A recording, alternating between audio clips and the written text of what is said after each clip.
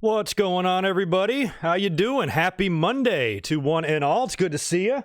We are here. Man, I got to tell you, Raw just went off the air, and you guys have to correct me if I'm wrong. But did we just not see a fantastic Monday Night Raw episode tonight?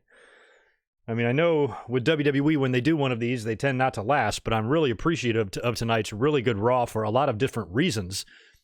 Just good storytelling, good booking, good surprise at the end. The fan participation was amazing. Shout out to the fans in Salt Lake City who apparently were facing a really gnarly snowstorm, and they weren't even sure if the show was going to happen tonight, but everybody got there. The crowd looked pretty big, and they were jacked. You know, they were amazing tonight. The whole show up from top to bottom, I think, was pretty solid. What do y'all think? For a lot of different reasons. All right, I can be seen and heard and all that good stuff. So yeah, good to see everybody in here so far. What's going on? How Weezy and Jet the Hawk and Gerald and Rahul and Tim, Zane, Sonic, Brittany, Sam. Right on. We should have a fun episode tonight because there's a lot to talk about. Holy shit, that main event was great. Now, the main event, I think, was actually predictable. I said all day long that Seth Rollins would not be winning that match. It's going to be Ricochet. It just makes the most sense. Why would Brock take on one of those other two heels? He's already got the history with Ricochet from a couple of weeks ago when he kicked him in the nuts, which I missed. I think that was the episode that aired while I was on the Jericho Cruise. Never even saw that episode, but I heard about it. Apparently that happened there as a good tie-in. Plus, you already know Brock's going into WrestleMania to face McIntyre, so he needs just a good, credible opponent to have a good match with. Ricochet's a good guy. Ricochet's going to lose, but the match, it's going to be a great rub for him, and the match is probably going to be fun because every time Brock gets in the ring with a flippy guy, the match tends to be pretty good. So I love that. But one thing I wasn't expecting is Brock, what the hell is he doing in Salt Lake City? You know, I didn't even know he was there. He comes out at the very end and attacks Ricochet after the main event. And he didn't come out during the Drew McIntyre stuff. And with that snowstorm, I just kind of assumed Brock Lesnar was at home. So that's very cool. Awesome ending to Monday Night Raw tonight. But we'll go through and talk about it all here. We'll shoot the shit for a couple of minutes while the audience builds up because I know a lot of people are probably streaming tonight. But with that fantastic main event, the great setup for Rhea Ripley and Charlotte, you know, another strong outing for Drew McIntyre. And like I said, you know, the crowd involvement and everything. And we had a return tonight. Don't forget that. Just there was a lot of good stuff. You know, there really was a lot of good stuff on the show tonight. Very little to complain about. Maybe a couple of things, but for the most part, Raw was good. Now, can they sustain this? You know, because during WrestleMania time, you think that every show should be like this, right? You know, building up to the big show. I mean, they have Super Showdown in their way here in Saudi Arabia, but still, if we can just get through that shit, you know, the Monday Night Raws leading up to WrestleMania, you would hope would be good every week, and we've seen in recent years that has not been the case. So they had a good outing tonight. That's great, but knowing WWE, they'll hit us with a shitty one again next Monday on Raw. I hate to be a cynic. It's just kind of what they do. But let's hope for the best. But anyway, Monday Night Raw tonight was, like I said, from Salt Lake City, Utah. They were dealing with a really bad snowstorm, and it reminded me of back in 2015, the night after the Royal Rumble. Remember, they had to cancel Raw. And that's a big Raw. You know, that's a Raw you want on your books there. The fallout from the Rumble, you got a new WrestleMania challenger. All the WrestleMania build kicks off the next night, and you have to, like, postpone it a week because of weather. That sucks. So would have hated to see the same thing happen to them here tonight, but they all made it. And like I said, the fans turned out. You know, I don't have a whole lot. I was born in Michigan, but I don't have a whole lot of experience with, like, snow and shit. But the little bit that I do, I can't drive on that at all. So how these people manage to get there and turn out by the thousands for the show and be in a fantastically jacked mood during the show as well. They seemed into it. So shout out to the fans in Utah. Y'all were awesome. How Easy, thanks for the $2, dude. Appreciate it. And good to see you in here. Going to Evolve on the 29th in New York. Awesome. You are everywhere, dude. I am so glad that you're going to that. Take lots of pictures, dude. And I appreciate you, that t-shirt you had made. That was fucking amazing. Yeah, what's the rumor on Goldberg? Does he have? I saw something about that today, but I didn't read into it. Is he rumored to have a match at Showdown? I saw something with him and the Fiend. Is that even a thing? I hope Goldberg. I don't care if he's at Super Showdown at all. I don't even know what I'm going to do for that show yet. Last time we did a charity show So I might do that again, or I might ignore it completely. Not sure yet. I kind of got to look at my schedule and see what the hell's going on when that thing airs. But I'm also finalizing and formalizing my plans for WrestleMania week as well, as I usually plan to have like a video up per day. So a lot of cool ideas this year that I'm starting to work on, and I want to stay ahead of it since it's still 2 months away. So I am working on that right now, and then another side video that I'll probably have up before WrestleMania. But at the moment, I don't have any classic pay-per-view reviews on the schedule for February, just because I have so much other stuff I'm working on, but I think I can squeeze in one. I got a couple of ideas. So keep a lookout. Lots of good stuff on the channel. Just no concrete schedule for you at the moment.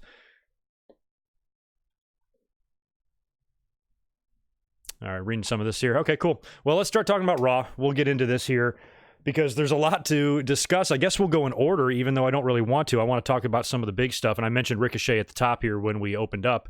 That I kind of saw his victory coming. Of those three guys anyway, he seems to be the one to make the most sense. And whatever Brock does, he's going to go on to face Drew. They're not going to kibosh that match right before WrestleMania. So Brock's getting by whatever opponent he's working with, and whatever, and with them putting Ricochet in there, it's just like, it's kind of like a win-win. Sure, he's going to lose, but like I said, it's a great match for him and could open up doors for more. But the show opened up with Randy Orton now. The show closed last week with Randy Orton turning on Edge and doing the concerto and the whole deal. Sold it marvelously. The whole thing was very dramatic. The crowd bought it. In today's era of the smartened up audience, you had people, it's all about suspension of disbelief, right? You had people that actually was like, oh shit, is he really hurt kind of thing. And that's what you want. And it's so rare to achieve that. And I think they did last week. And now, this is going to be the slow burn on WrestleMania because Edge has signed a 3-year deal, but it's not like he's going to hit the ground running and work a full schedule. So they're going to stretch his first few matches out, before he gets cooking and maybe works with more opponents down the road. So he's obviously going to be out of action here. So I assumed when Randy Orton came down to the ring that he would be like, I ended Edge. You're never going to see him again. But I did him a favor, by ending him now instead of him coming back and getting seriously injured or whatever he was going to say, And then they were going to play it off like Edge is never coming back. And then in a few weeks, he does come back, challenges Randy Orton for WrestleMania. The whole, like the Shawn Michaels Triple H 2002 deal, something like that. So that's kind of what I thought they would start tonight, but they're really taking it slow. Orton barely says anything. He kind of, motions like he's going to speak on the mic and then stops, and he takes a long time. He kind of farts around with the audience for a while, and then he just says, I can't do this, and puts the mic down and walks away, and that's it. So I put on Twitter, that's the best Randy Orton promo ever. But no, I mean, those words enough, they told the story there. He's going to, he's being the Viper that he is. He's kind of keeping us guessing, and there's just something dark laying underneath there. So eventually, he'll speak, and then he'll say his piece about Edge, and then Edge will come back, probably like after Super Showdown, I guess.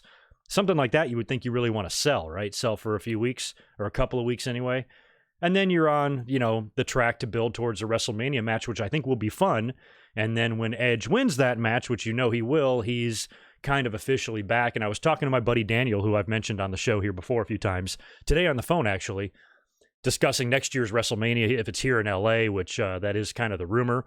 Somebody mentioned to me on Twitter last night, because I was looking at the WWE pay-per-view schedule, trying to see if anything is booked for the Staples Center this year, and nothing is as of yet, but somebody said there's a rumor about Money in the Bank possibly being here, and if it is, that might be when they announce WrestleMania being here in LA. But if it's not here in LA, or up the road in LA, it's hopefully going to be Vegas. So either way, I'm hoping to be there next year. I will be there next year if it's on the West Coast, and he and I were talking about that. But anyway, when we were discussing Edge's return, one thing he mentioned to me is like, do you think he'll win the Universal Championship? Because I've been saying on this podcast for a while that the Universal title is new, only debuted in 2016. Already they've had some pretty big names like Goldberg and Brock Lesnar hold that title. I mentioned that I fully expected Cena to hold the title one day. It's the belt that I expected Cena to win when he does break Ric Flair's record, because they're going to want his name on that lineage. Edge is another guy that's kind of the same thing. Whenever he's done doing what he's going to do on Raw, he can find himself on SmackDown somehow. He can just be traded or just go over there or whatever the hell. And that's a show that he had that was very important to his career. He spent a lot of years on SmackDown. So if he goes over there and eventually wins the Universal title one day, that'll be a great feather in his cap and a great comeback for him and a great story. And I think we could see that down the road. And since I already kind of have John Cena pegged to win that title one day before he retires, and Edge is back as well, you think we could get an Edge and John Cena match in 2021 or something like that? I mean, not this year maybe, but eventually they get to that just for shits and gigs. Might be a nice throwback. I mean, he's working with Orton. Why not, right? So anyway, just some ideas about what the future for Edge can be. But you know where this one's going. He's eventually going to come back and defy the odds and challenge Randy Orton and then beat Randy Orton. Unless they want to really swerve us. You know, Edge, you know, it's kind of like Kurt Angle coming back or Daniel Bryan. You know, they make their big comeback. You know they're going to win. But what if you swerve us and have Randy Orton win and then they have another match and Edge wins the blow-off? You could do that to avoid, you know, the predictability of it. But I don't know if this is one of those feuds and programs that the fans are going to care too much about the predictability. Just going to be cool to see Edge back and to see two pros, you know, rekindling a rivalry in a relationship. Because, I mean, I think the first time they wrestled, I remember the Edge and Randy Orton IC title match from like the summer of 2004. It was right when Edge came back. That's the first time I remember those guys hooking up. So that was, 16 years ago? It's a lot of history, man. So I'm looking forward to it. I think this can be fun. I think it'd be old school, and Orton and Edge are fucking veteran pros, Hall of Famers. They know what they're doing, and I think they'll make it good. So best of luck to you, gentlemen. We had our return. First of many great moments tonight on Raw. Liv Morgan was taking on Lana again. Now, we saw this match advertised earlier on in the day. You're like, why the hell are you doing this again? Why are you torturing us? Luckily, wasn't a very long match. Liv beat the shit out of Lana and beat her. After the match, Ruby Riott's music hits. I don't know if that's new music for her or maybe that was her new theme before she got hurt. So she's been out for a while. We've been wondering when we're going to see her. A lot of people thought we would have seen her in the Royal Rumble. So now she comes out here. Liv's all happy to see her, kind of a Riott Squad reunion. And Ruby gets in the ring and turns on Liv right away. Hits her, kind of does like the Sasha Banks Natalya deal when Sasha came back, and attacks Liv. And then after she attacked her, she leaves, and then Lana kind of picks up the pieces and continues the attack on Liv Morgan and kind of gets the last laugh on the whole deal. So hopefully that was the end of Lana and Liv, you know? The match is over. Lana got a little payback at the end. You know, Liv beat her twice. What else do you do? And now you can move into Liv Morgan and Ruby Riott. It's good to see Ruby Riott. Hopefully WWE uses her, you know, effectively and properly and does something, you know, significant with her. And I'm glad she's back. So good luck to you too there, Rubes. Drew McIntyre was out next for a promo, basically cutting a promo on Brock. He put over the fans a little bit. You know, he was getting for making the trip, you know, despite the weather, and was getting a lot of positive response. So Drew is just full-blown babyface. I guess he's been that way for a while, but it's just really hard to tell these days.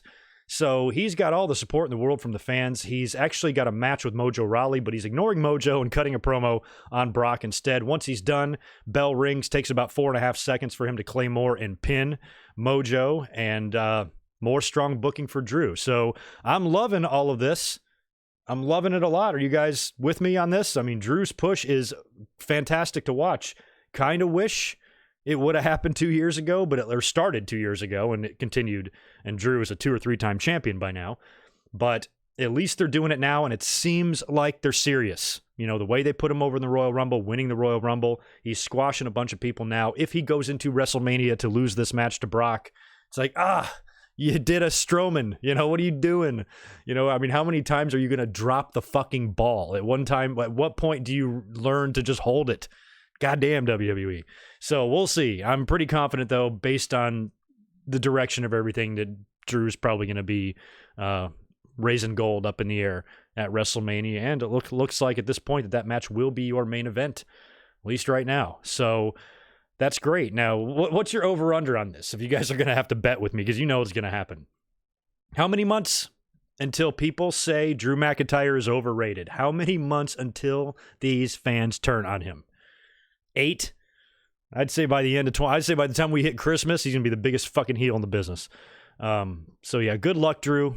I hope everything works out, and I hope the fans continue to love you, because it seemed like nobody was more over in the history of pro wrestling than, well, maybe that's a stretch, but nobody's been as over in recent history as Becky Lynch was about a year and a half ago, and look what happened to her. So I don't know, but Drew kicking ass is fun to watch. I'm really happy, and I hope he beats the beast at WrestleMania.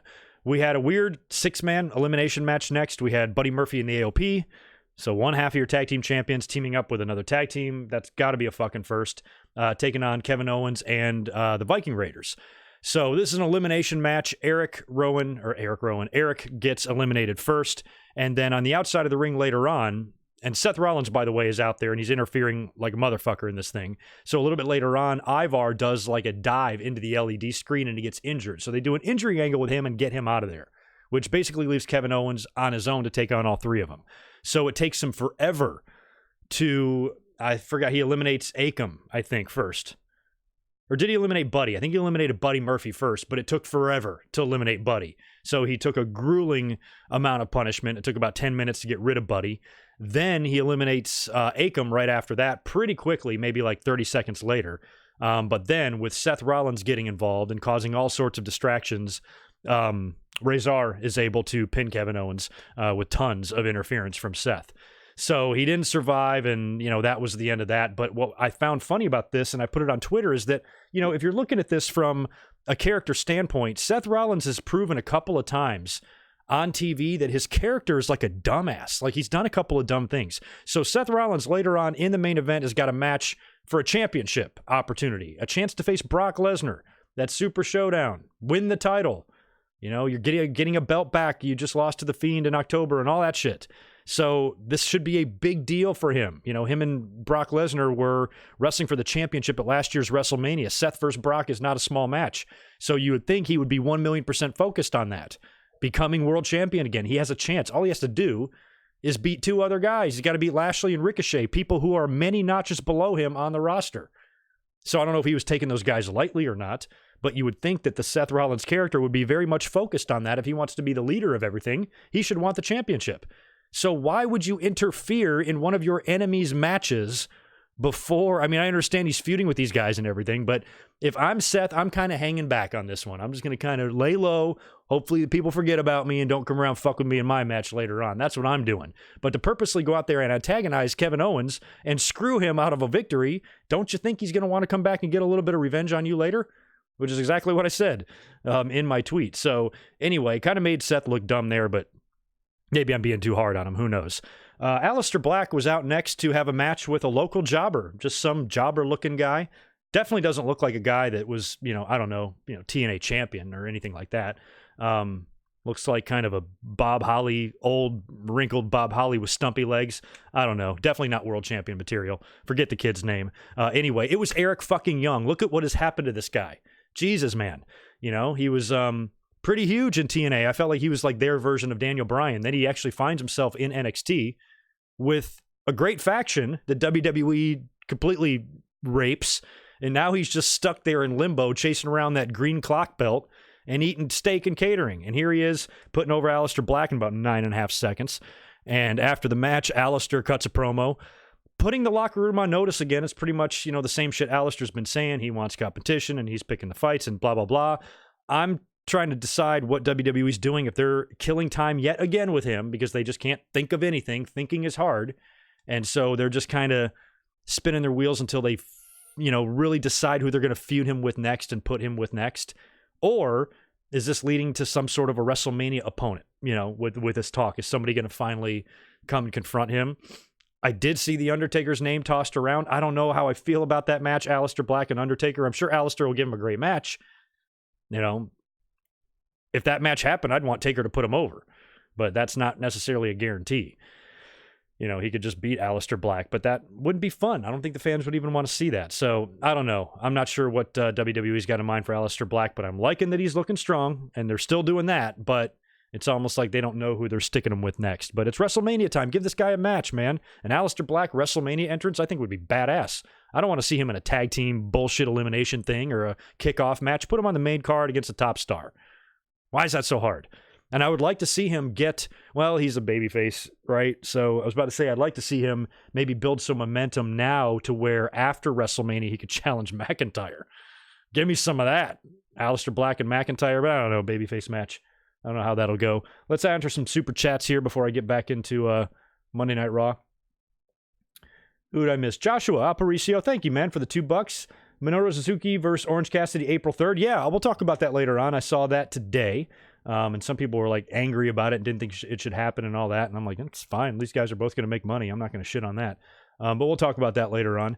Antoine Fair, good to see you in here, man. Appreciate it. Thanks for the $5. I'm pretty sure Cena said he refused to break Flair's record. Cena's dumb. They are setting up Super Showdown much better than in the past. NXT about to pop. Yeah, I kind of agree.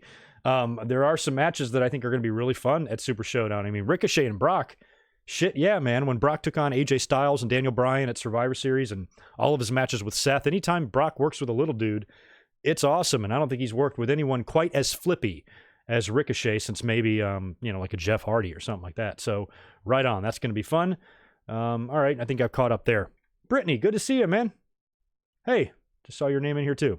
What's our audience right now? If y'all could do me a favor, only 100 people, smash the thumb or upper and give me a like on this video. I'd appreciate it.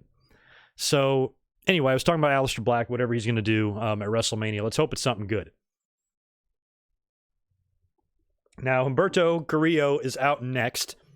Zelina Vega shows up on the stage. Now, we know that Andrade was suspended 30 days. He got hit with a wellness policy violation, and he's out. So they did the injury angle last week, which I talked about not only last week, but in Saturday's podcast, that I'm surprised that, you get hit with a wellness violation like that they don't take the title off of you. And it's probably that he's in a relationship with Charlotte, and he's got a good kind of spot, and they're forgiving this one. But, in normal circumstances, you'd think he'd drop the belt before he leaves. But anyway, he's out right now. They did the injury angle on TV. So Zelina brings out Angel Garza, who is Humberto Carrillo's cousin. And as a matter of fact, Angel Garza's birth name is Humberto. So that's a big family. She brings him out, and he kind of gets in the face of Humberto and attacks him, and then lays him out on the floor until Rey Mysterio comes out to make the save. Then he jumps in the ring, gets in Garza's face. We go to commercial, we come back, and we get Rey Mysterio and Angel Garza. Now, this is pretty good.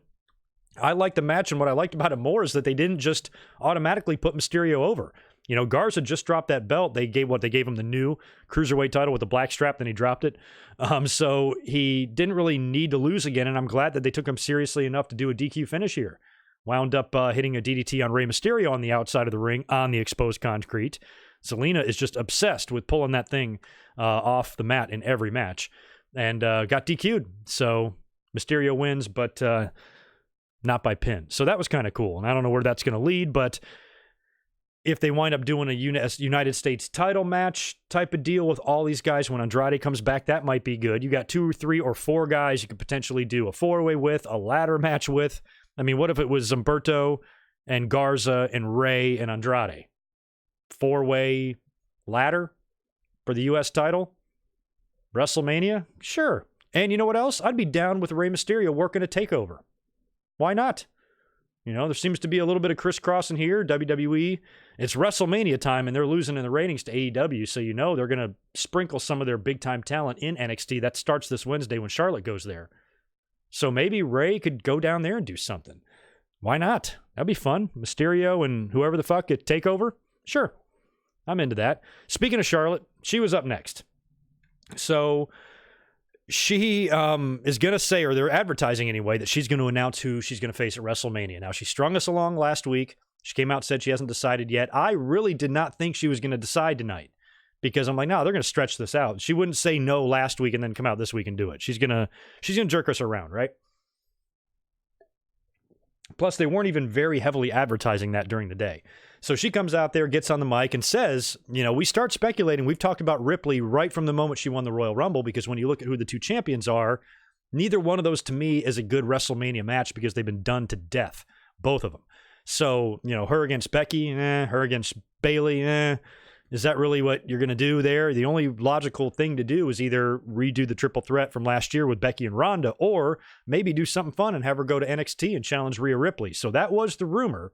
And the fans started chanting Rhea, and Charlotte right off the bat talked about her history with Becky and Bayley and said that she's already beat them and she's already been a 10-time champion. And then the fans started chanting Rhea, and then she goes, I have a lot of love for NXT. And then I guess she's about to say it, and that's when Rhea Ripley's music hits. And that was pretty surprising. You're like, holy shit, they are going to do it. They are. Right there. The minute her music hit, that was confirmation. That's our match. I'm not complaining about that at all. Props to WWE for doing something like this.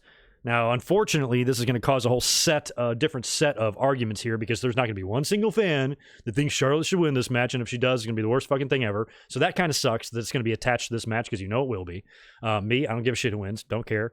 But I love that they're doing it because this is different. I'm like, holy shit, the person that really helped build the foundation of NXT, on the female side, going back there to challenge for that title is just great no matter which way you slice it. Doesn't matter to me who wins. It's going to be awesome either way. And you got to remember, Ripley is 13 years old. She's super fucking young, and she's got her life ahead of her. Win, lose, or draw here means nothing in the grand scheme of her career.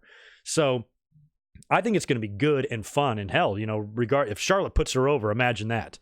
Imagine that, especially. And I pitched that idea last week, or whenever we talked about Ripley and Charlotte, I said, what if Charlotte puts her over? I mean, imagine, what that would do for Ripley as being a true badass in NXT.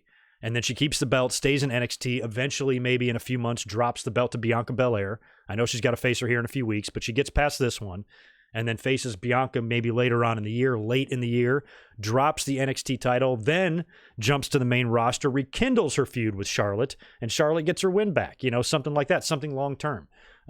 Is probably what I prefer to see there, but either way, I'm just happy the match is likely happening. Even though nothing was answered tonight, Rhea Ripley came out to the ring and said, I'm challenging you. She took her belt off, hold it up in the air. Normally it's the challenge the other way around, but she says, I'm challenging you to a match, and Charlotte doesn't answer her, walks away, does a little woo on the mic on the stage when she leaves, and says nothing. But end result here is going to be this match happening, and it didn't take them long to announce that Charlotte will be on NXT this Wednesday to give Rhea Ripley her answer, which we know it's going to fucking be yes.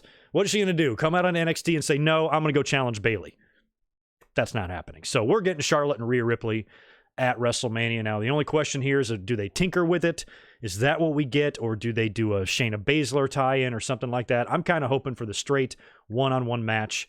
This can be a good, maybe a redemption match. Now, I just said a minute ago, I don't give a shit who wins. I don't want to hear any of that shit about Charlotte winning is the worst thing in the world.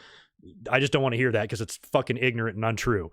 However, I think it could be a source of redemption for everybody that was upset at the Asuka match from a couple of years ago. A finish that I also defended. Saw no problem with it at all. The entire rest of the wrestling world shit their pants. I was sitting there sipping on my tea like Kermit the Frog. I didn't give a fuck.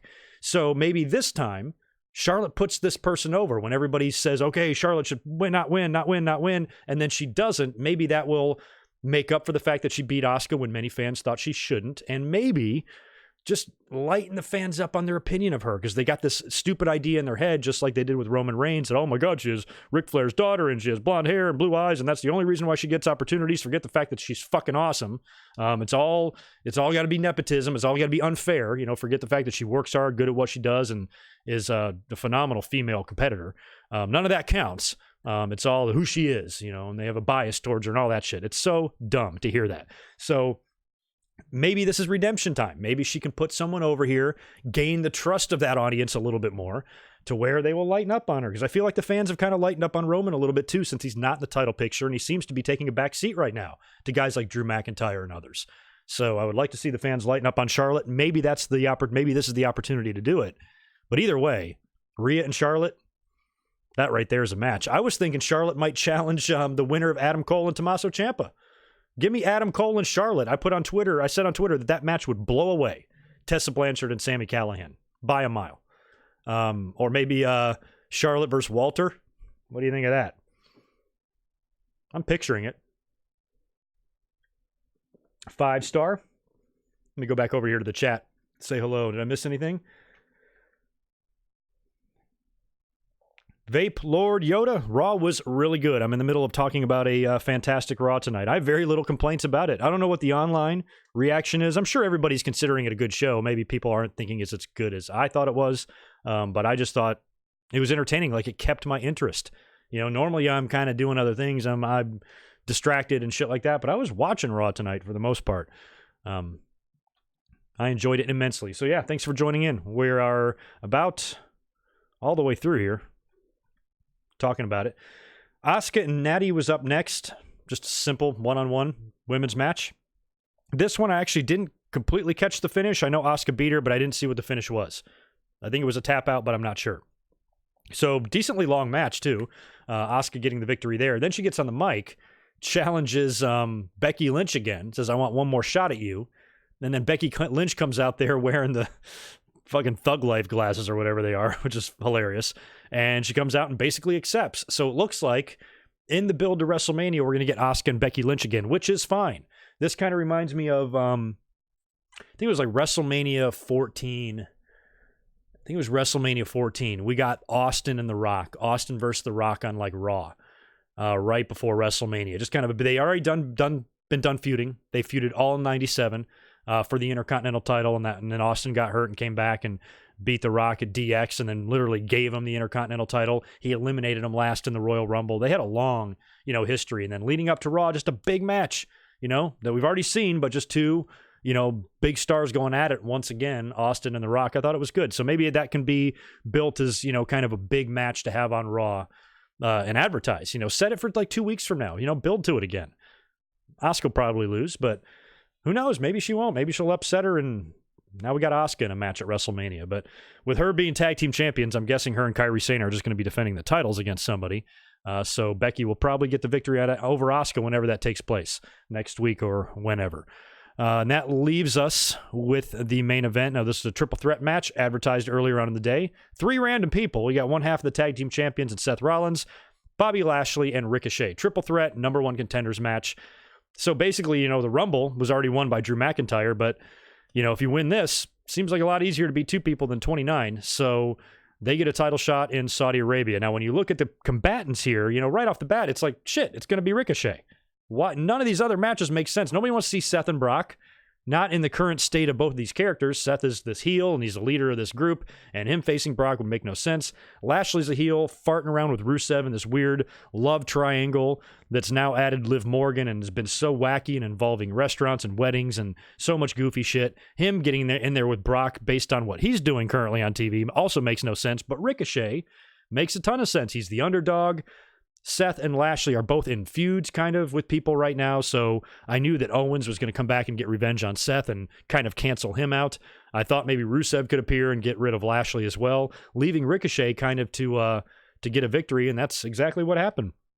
Ricochet picked up the upset after all the interference. Owens did, in fact, come out there, and all sorts of crazy shit was going on. I think he hit the 450 or 630 or whatever it is on Lashley and got the pin, and he's going to Saudi Arabia to face Brock Lesnar. I think that match is going to be a lot of fun. I think if they wanted, Ricochet's probably going to have a pretty cool entrance in Saudi Arabia. He's probably going to have a pretty bomb-ass outfit and a crazy, setup in that big arena. Was probably going to look pretty cool for his match against Brock. But I imagine Ricochet, I hope that Ricochet does not get Kofi'd. He's so crazy talented that I would like to see him bump around a little bit with Brock and actually have a match with him.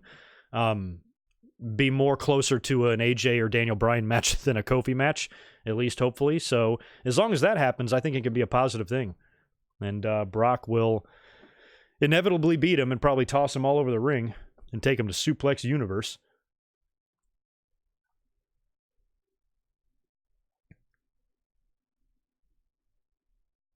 Brian Alex, yes it was. You are talking to the master. Look it up. Rock and Austin absolutely faced before WrestleMania 14. 1,000,000%. I am right. You are wrong. No, I'm not. Oh, you think I'm talking about WrestleMania, the main event. No, I'm talking about on Raw prior to WrestleMania. Prior to WrestleMania 14, they did Austin and Rock on Raw. That's what I meant. Yes, I know WrestleMania 14 was Austin and Michaels. Look at this guy talking to me like I don't know what's up. Brian Alex, you must be new. Legendary, you being for real, dude? About that Samoa Joe?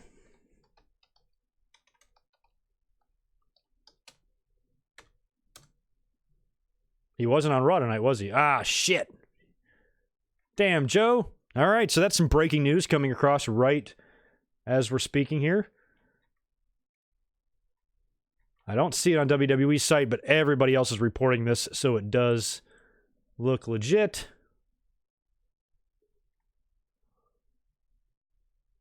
Yeah, so that explains why he wasn't on the show. I thought he was going to come out there and help Owens screw over Seth.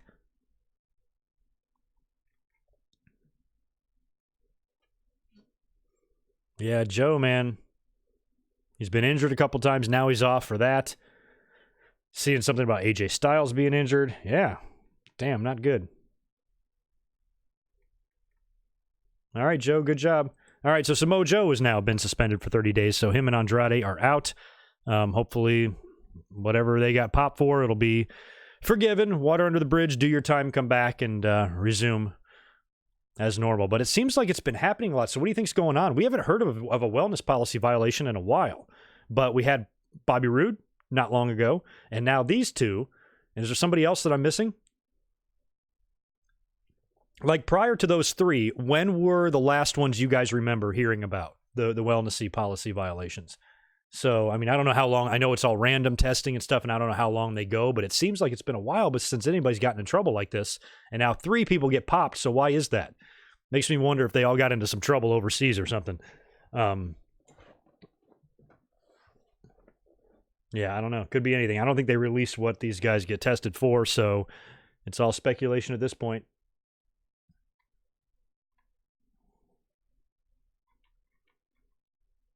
Primo. Oh, yeah. Oh, yeah, Primo. That's right. He did, too. Yeah, I mean, still, that's a low percentage. I mean, think about how many employees WWE has. I mean, if they tested like this in like 94, 95, shit, you'd have 2 people on the entire roster. So, 4 people out of a wrestling roster of over the 3 brands of, 150 wrestlers? I guess that's not awful. Not for pro wrestling, anyway. But yeah, that's a shame about Samoa Joe. Wasn't aware of that. Thanks for filling me in. Trying to read if there was any details about it. Don't really see anything at this point.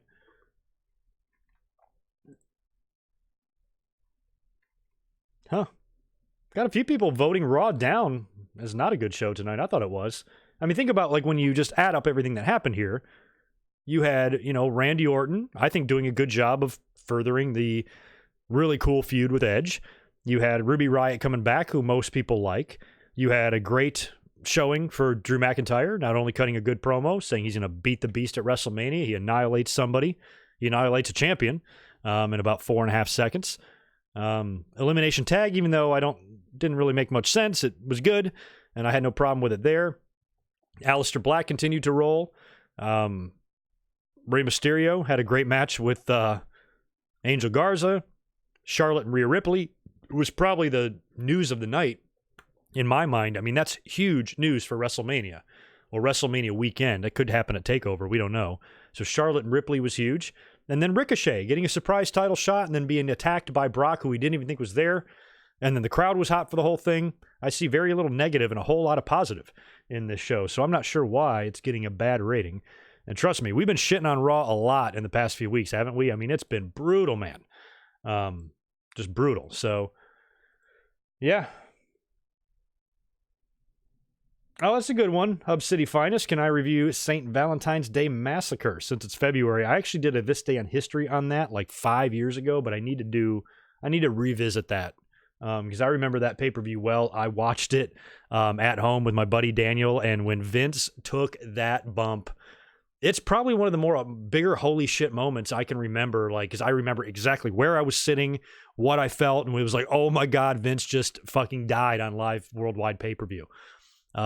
It was up there with the Hell in the Cell. I mean, it was just as gnarly. I mean, the way his back smacked on the edge of that announce table, Vince is lucky to be sitting here today.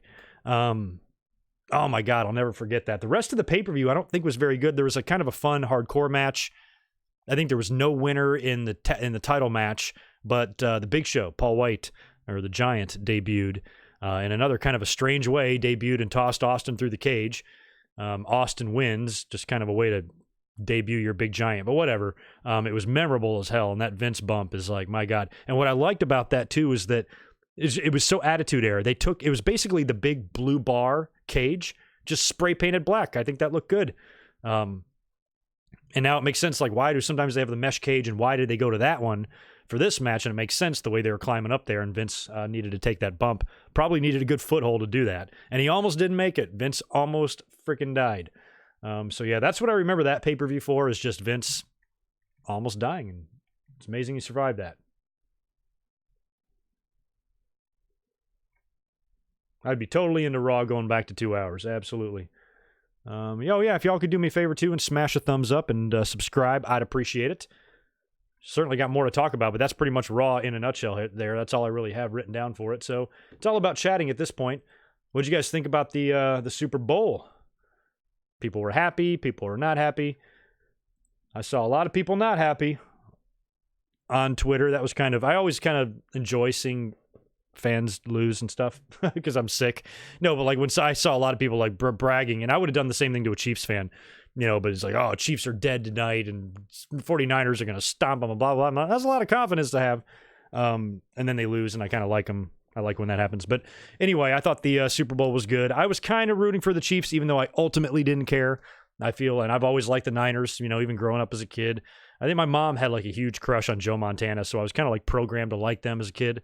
It's kind of like how the Lakers, I always rooted for them second after the Pistons. It was kind of like that way as a kid with the 49ers and the Lions. But nowadays, I don't really care. But they've had several dynasties, the Joe Montana years, the Steve Young years.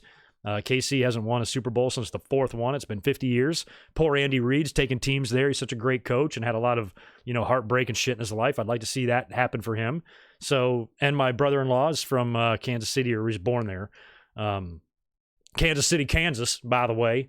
No, he's from there. So maybe just because of all of that, I wanted to root for Kansas City, but I wouldn't have cared either way. So it was cool to see them win. But I'll tell you, it was touch and go there for a while. I thought the game was over. I thought 49ers had it wrapped up, and then they got a really good pass interference call in the end zone that brought them right up to the goal line, basically, and they scored, cut it down to 3, scored another touchdown, and took the lead, and that was all she wrote. So congrats to them. Freaking Pat Mahomes is 24. That's ridiculous. You think of somebody like him in NFL and like Rhea Ripley and WWE, like how young, my God. I was completely incapable probably at 23 years old of, being that much of a professional. I think I was a dumbass back then. But anyway, congrats to the Chiefs. I know, and I hate the Patriots so bad. I was almost kind of half-ass rooting against the 49ers because I'm so sick of fucking Belichick and Brady in these Super Bowls that I don't want Brady's backup in there. It's like even when the Patriots and Brady are not in the Super Bowl, people that played with them are. Like, goddamn, can we get away from this team, please? So it's not Garoppolo's fault. He learned from the best. Thanks, Barry. Good to see you. Thanks for the $2, dude. Ever watch Ride Along on the WWE Network? I've probably only watched like one or two. I watched one with the Viking Raiders and like Sarah Logan, and I might have watched like a New Day one. They're cool. I just never think to put them on. I've just got too much going on. But they're short. I should be able to watch them. Yeah, not very often. If there's any like must-see ride-alongs, let me know.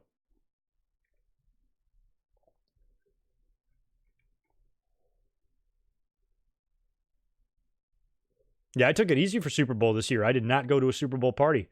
Girlfriend and I just hung out here at the house. We made homemade chicken wings and ate tortilla chips, and I drank some beer, and we just hung out and watched the game here. Very, very low-key this year. I didn't feel like going balls to the wall. Getting old. Yeah, and another thing I was going to try to do, I didn't want to announce it before I went on the Jericho cruise because I wasn't sure if I was going to get it done. I wanted to do a halftime heat this day in history when The Rock dropped the belt to Mankind, but couldn't get it done, so I'll put that one on the back burner for next year. We got a lot of cool ideas for WrestleMania. We'll be doing something fun this year, and like I said, I'm really hoping for LA next year. So anyway, what else are we going to talk about? I guess I'm going to get out of here because this audience sucks. There's not much going on. I thought we'd have a good audience in here tonight, but not much is happening. And I've already talked about all of Monday Night Raw, so I guess I'm going to call it a night. Reading a couple of tweets here first. Didn't realize I had a few of these to catch up on.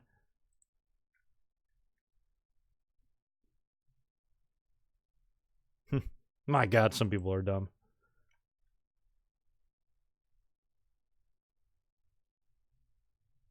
Oh, that's a good point. Shout out to Brian Bird on Twitter. Brock Lesnar, he says, what the hell has gotten into Brock? He's been on every Raw in 2020. Even in bad weather, he shows up. That's true. Look at Brock, the workhorse. He's there every week, rain or shine. Good for him. What a guy. What a great guy. He's still been on so many Raws and still has not worked a match on Raw. in 20 years. That's insane. Absolutely insane.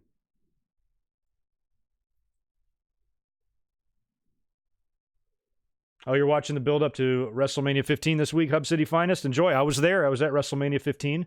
I remember a lot of that build well. That was the beer truck. So when I remember Austin standing on top of it, cutting the promo on The Rock and all that shit. That was good stuff.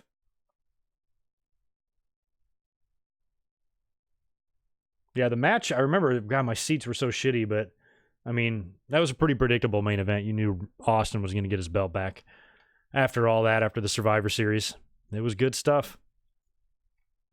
Trying to think of one thing about that WrestleMania that sucked. I mean, a lot of things about that WrestleMania sucked, but they had they just had a lot of just dumb shit going on. Like the tag team title situation was a mess. The Intercontinental title situation was a mess, and the hardcore title and everything was just mishmashed around. I didn't really like that WrestleMania at all, and much of the build either. No, AJ Daniels, thanks for the $2, dude. I appreciate it. No, I haven't reviewed an ECW pay-per-view, but I intend to. I was also going to do the one-night stands very soon here. I was going to probably shoot for that this summer. Maybe it'll do like both of those, but I would love to do, I should do a ECW throwback pay-per-view. I used to order those in the early days. I ordered the very first one, Barely Legal, in 97. And I remember it was so sketchy because back in those days, it's not like now where you can just put on the internet or just turn it on. You know, you had to like call in advance and do all the shit. Well, I remember I had a scheduling conflict. Something was going on. And I was out with friends, and it must have been something that I couldn't get out of, or maybe I didn't want to get out of it. But it was also the same night as the pay-per-view. Because I remember I went out to dinner with like 4. I was like a double date is what it was. So I had to call and order the pay-per-view, but since I wasn't going to be home, I had to leave. And it's just how sketchy it was. It's not like now. I just can't stress this enough. I had to leave the TV on the pay-per-view channel, hoping that, you know, the power wouldn't flicker or something like that, and the channel would go down or the TV would turn off, because then I'm screwed. Where now, if you record a show, you can watch other channels, you can turn the TV off, you can do whatever, it still records. So I had to call and order the pay-per-view. So number one, you have to hope that it just works. Because sometimes back in those days when you called the pay-per-view company and ordered it, you had to sit there in suspense and wait for the pay-per-view to come on the air and hope that it does, because they could have done something wrong, or they might not have hit the right button, or might not have put it in the computer, or who knows. It was never a guarantee, and I had plenty of months where the pay-per-view would be starting and it wasn't on yet, and I'd be frantically calling the cable company like, what the fuck? And a lot of times they weren't even open because it was a Sunday. So it was really sketchy back then. So I had to call, order the pay-per-view and pay for it, stick it on the pay-per-view channel, program my VCR with a tape in it to start recording at the same time the pay-per-view, and just hope that it all worked.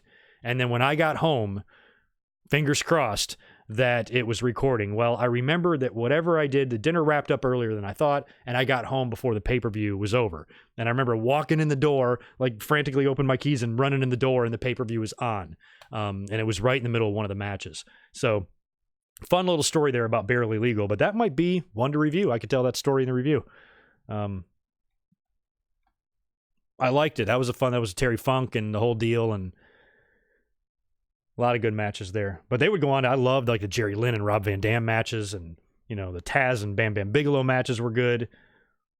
They had good shit the first couple of years there. And it was, you know, rapidly downhill by the time we got to 2000. And, you know, I wasn't that into the ECW pay-per-views because they didn't feel like they had, you know, they had that same cult following. Well, they did, but it just wasn't. A lot of the big stars already left, gone to WCW, lured everybody away. They got Shane Douglas and Raven, you know, everybody, man. And then they also went to WWE too, but, you know, WCW just poached them all. You know, WWE wound up getting like Taz and stuff, but WCW took Bam Bam and, you know, pretty much all the good Sandman. All those guys were there first. You know, they all went to WCW and took the money. So kind of died. But those first, I'd say 97 and 98, those were the best pay-per-view years. Some of the early days of the Dudleys and shit too. My God.